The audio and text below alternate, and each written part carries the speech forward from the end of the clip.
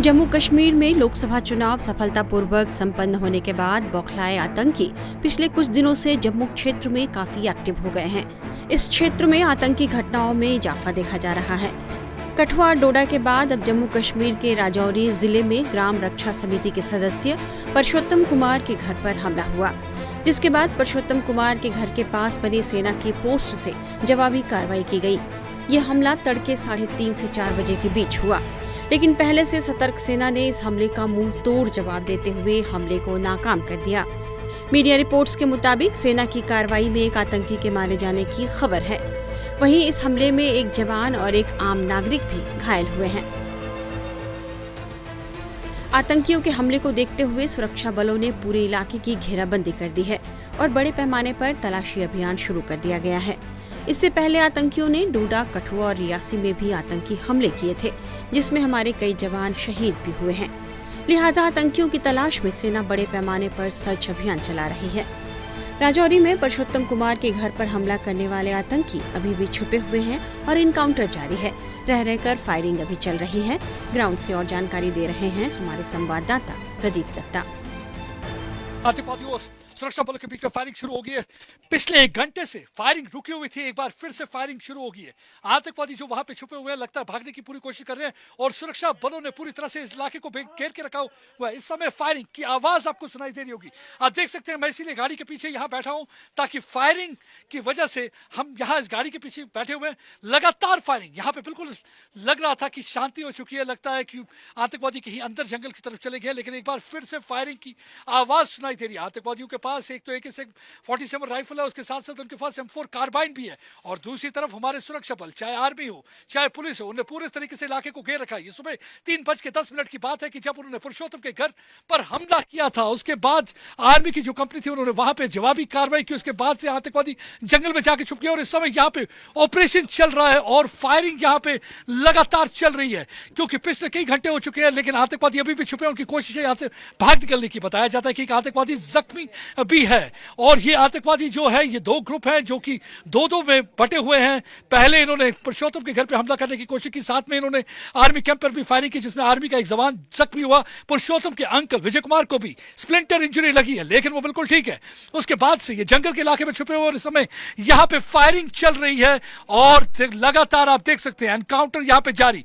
जून 9 से यहाँ पे लगातार पाकिस्तानी आतंकवादियों की पूरी कोशिश है कि यहाँ पे एक बार फिर से हालात को खराब किया जाए। मैं आपको ये दिखाता हूँ कि ये जंगल का इलाका जो देख सकते हैं, यहाँ पे ये छुपे हुए हैं और ये दूर जो पुरुषोत्तम का घर है, यहाँ पहले उसे टारगेट करने की कोशिश की। पुरुषोत्तम की बात करें तो विलेज डिफेंस कमेटी के वो सदस्य हैं जिन्हें गैलेंट्री अवार्ड से नवाजा गया है। इस बार उन्हें शौर्य चक्र मिला था। ये अगस्त की बात है जब पिछले साल उन्होंने एक आतंकवादी को मार गिराया था। अपने परिवार के साथ लकड़ियां इकट्ठे करने के लिए जंगल में गए हुए थे जब उन्होंने आतंकवादियों की मूवमेंट देखी थी और उस मूवमेंट के बाद उन्होंने वहां पे उनको एंगेज किया था। फायरिंग में एक पाकिस्तानी आतंकवादी को मार दिया था। तब से ये आतंकवादियों के निशाने पर है और ये शौर्य चक्र से नवाजा गया था, जो कि president of India Droupadi Murmu की तरफ से उन्हें मिला है। सुरक्षा बलों ने आतंकवादियों की हिट एंड रन रणनीति से निपटने के लिए संशोधित रणनीति अपनाई है। सेना ने जम्मू रीजन के पहाड़ी जिलों में सक्रिय आतंकवादियों के समूह से निपटने के लिए करीब 4000 अतिरिक्त सैनिकों को तैनात किया है। प्रदीप दत्ता इस बारे में और बता रहे हैं। और यहाँ पे रहते हैं खवास गुंदा का इलाका। पहले भी यहाँ पिछले साल आतंकवादियों की मौजूदगी देखी गई है। ये जो पहाड़ आप देख रहे हैं, ये जो पहाड़ है, ये जो जगह है, लगातार आप देख सकते हैं कि ये जो पहाड़ है, एक तरफ आप देखिए सुरनकोट का इलाका और देख सकते हैं किस तरीके से नफरी उसी तरफ जाती हुई एडिशनल एनफोर्समेंट वहां पे जा रही है। फायरिंग जैसे जैसे शुरू हो रही है और हमारे यहाँ से नफरी उस तरफ बढ़ती हुई जहां पे आतंकवादी छुपे हैं, ताकि आतंकवादियों को जल्दी से जल्दी जेल कर दिया जाए। लगातार आतंकवादियों की यहाँ पे कोशिश है कि यहाँ पे हालात खराब किए जाए। जून 9 को पहली बार उनके देखा गया था जब उन्होंने पैसेंजर गाड़ी पर हमला किया था। ये यात्रियों की गाड़ी थी जो कि शिवखोड़ी से कटरा की ओर जा रही थी। उसमें 9 के करीब मारे गए थे और 33 के करीब जख्मी हुए थे। उसके बाद लगातार बैक टू बैक अटैक हुए। हमने देखा कि किस तरीके से हीरानगर में अटैक हुआ, उसके बाद छतरगढ़, उसके बाद गंदो इलाके में और पिछले दिनों में आर्मी की कॉन्वॉय को इन्होंने कठुआ के इलाके में घात लगाकर हमला किया था, जिसमें हमारे 5 बहादुर जवान शहीद हो गए थे। उसके बाद देसा के इलाके में 4 शहीद हुए। लगातार ऑपरेशन यहाँ पे जारी है। आप देख सकते हैं, मैं एक बार आपको फिर से दिखा सकता हूँ, ये बख्तरबंद गाड़ी जिसे बुलेट बुलेट प्रूफ गाड़ी भी कहा जाता है। इसके अंदर देखिए हमारे जो है स्पेशल ऑपरेशन ग्रुप के जवान इसमें जा रहे हैं। ये गाड़ी आगे की ओर मूव करेगी ताकि मल्टी प्रोंग्ड ऑपरेशन लॉन्च किया जाए और उन्हें पूरी तरह से मार दिया जाए। ये आतंकवादियों को खत्म करने के लिए पूरी तरह से रणनीति तैयार। हमने देखा है कि एक दिन 2 दिन पहले यहाँ chief of the army staff general Upendra Dwivedi आए थे। उसमें उन्होंने मीटिंग में हिस्सा लिया था। मीटिंग में RSMan director general of police में थे और कई सुरक्षा कर्मी और कई पुलिस ऑफिसर भी थे। मीटिंग में डिसाइड किया गया किस तरीके से जो इन्फिल्ट्रेशन रूट है उसको पूरी तरह से प्लग किया जाए। और आप देख सकते हैं हल्के से यहाँ पे इस समय जो लगातार ऑपरेशन चल रहा है, आप देख सकते हैं फायरिंग जो आवाज आई है क्योंकि ऑल ऑफ ए सडन यहाँ पे फायरिंग शुरू होगी। सब ठीक तरह से चल रहा था, 1 घंटे के बाद फिर से फायरिंग शुरू हो चुकी है। आतंकी अब कश्मीर को छोड़कर जम्मू की ओर रुख कर रहे हैं। अनुच्छेद 370 और 335 के निरस्त होने के बाद शांतिपूर्ण जम्मू रीजन में आतंकी हमलों में तेजी देखी जा रही है। माना जा रहा है कि आतंकियों ने अपना ध्यान कश्मीर से हटाकर जम्मू क्षेत्र के पहाड़ी इलाकों में लगा दिया है, क्योंकि कश्मीर में उनके सभी तंत्र को मिट्टी में मिला दिया गया है जिनसे वहां उन्हें शह मिल रही थी। सुरक्षा बलों ने इस क्षेत्र में आतंकवाद विरोधी अभियान तेज कर दिए, जिससे उनके पास कश्मीर का मैदान छोड़ने के अलावा कोई रास्ता नहीं बचा।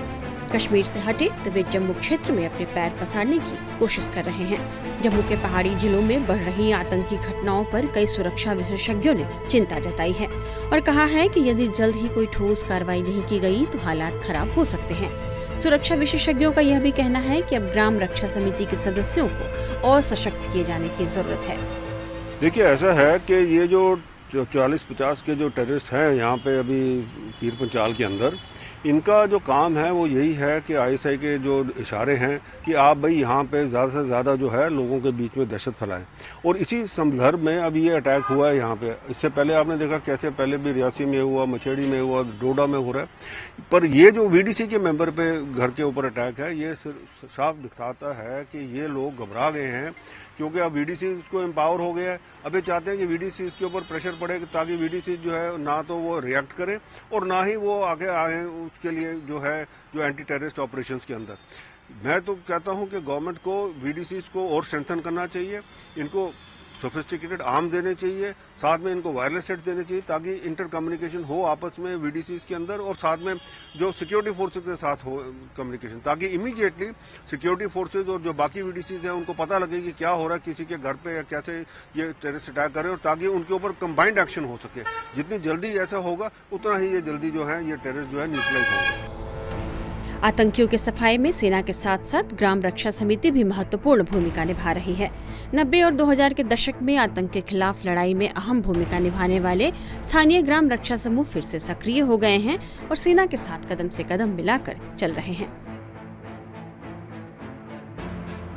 टाइम्स नाउ नव भारत डिजिटल की रिपोर्ट।